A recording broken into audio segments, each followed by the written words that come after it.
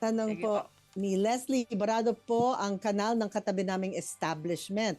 Napakabaho ng lumalabas na tubig at marumi. Wala rin po silang ginagawang aksyon kahit nakailang sabi na po kami. Sobrang apektado na po kami sa baho. Ano po kaya ang pwede naming gawin? Yan po ay katanungan ni Leslie. Attorney VP Talaw. Parang naamoy ko. Sige, Attorney.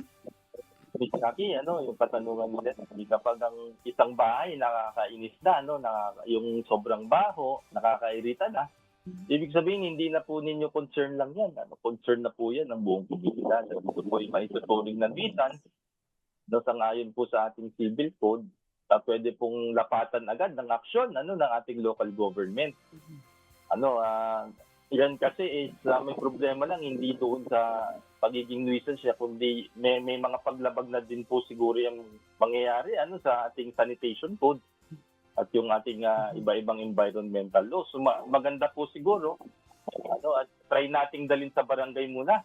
Miss Jackie, yung usapin. At pag hindi inaksyonan, dalhin po natin sa munisipyo.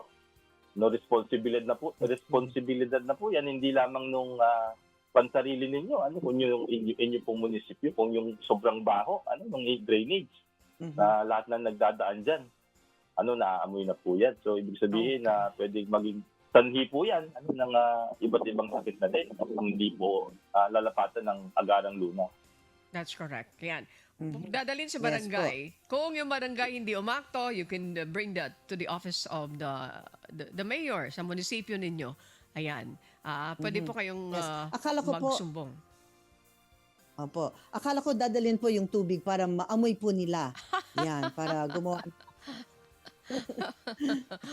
Pero pwede rin, sabi ni Attorney Miss Jackie, pwede pagmula ng iba't ibang klase ng sakit. Kapag syempre marumi yan, may mga na-stack na mga tubig, pagkatapos mamumugaran ng mga tubig, ng mga lamok, pwedeng mag-breed ng mga kung ano-anong sakit, na makukuha dyan. Plus yung dengue. Okay. So, do it as soon as possible.